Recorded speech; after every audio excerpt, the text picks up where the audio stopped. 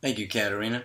You see, originally all dogs were considered mutts, but this changed in the late 19th century, but have been bred since the dawn of man, way back before time could be recorded. However, it was recorded as early as 500 BC, and it couldn't be stated any better in the statement. Findings may explain why people domesticated dogs in the first place, to put them to work, which was by Science Mag, which is exactly why we had selective breeding. What do we mean by selective breeding versus mutts? Well, a mutt is anything that's a cross between two dogs, such as a German Shepherd and a Pit Bull.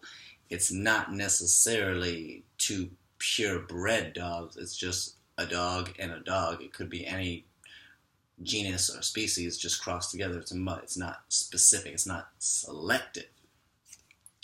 Selective breeding is exactly that. Breeding selective for specific traits such as muscle or color, which leads to other terms such as purebred and pedigree, which I talked about just a minute ago. A purebred is a pure breed of a dog, such as two Dobermans or two German Shepherds. The pure blood from the breed is the same. There's no different type of bloodline, such as a German Shepherd and a Pit Bull.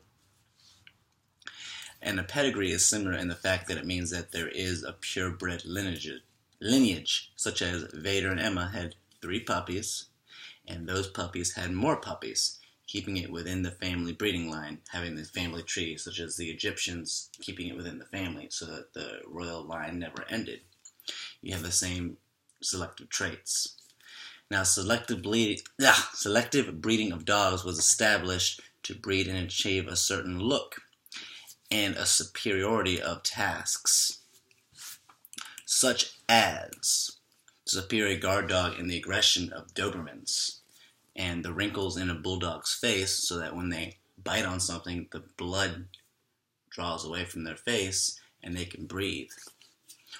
Or the superior herding ability of the German Shepherd, or, of course, the famous Rottweiler, which was used during the Roman Inquisition to attack soldiers as well as to hurt animals. For example, Carl Friedrich Louis Doberman was a tax collector sometime around the late 1800s, early 1900s. He wanted a dog that would intimidate his kinsfolk and also be able to protect him in case some unruly customers tried to not pay or intend to attack him for trying to collect the city debts. I mean, honestly, who wants to pay debts? I mean, if you owe $100 and you don't pay it, something's going to happen. And if you're not going to pay it and he comes to your front door, he has to have an option to protect himself from you if you're upset and you're not going to pay. So he has a guard dog that will bite your hand off.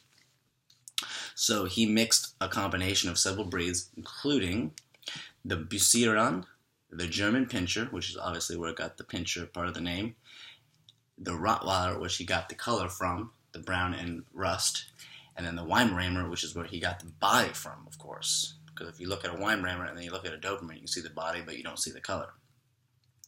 Now, the professional breeding of dogs was started by various kennel clubs in the 19th century to set a standard. The Kennel Club was founded on April 4th, 1873 by S.E. Shirley and 12 other gentlemen. They wanted to have a competent set of rules for governing the popular new activities of dog showing and field trials. It was the first national kennel club in the world. But soon after, in 1884, the AKC, the American Kennel Club, and still the most recognized symbol of dog breeding in America, was established to preserve breed lineage and have professional standards for dog breeding, such as height and body ratios.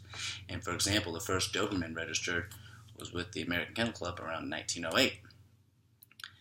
However, selective breeding is not without consequences, and there are some things such as genetic defects and other health-related effects, such as, a dog may have a heart deficiency or a bone structure deficiency because of that interbreeding that it shouldn't have done.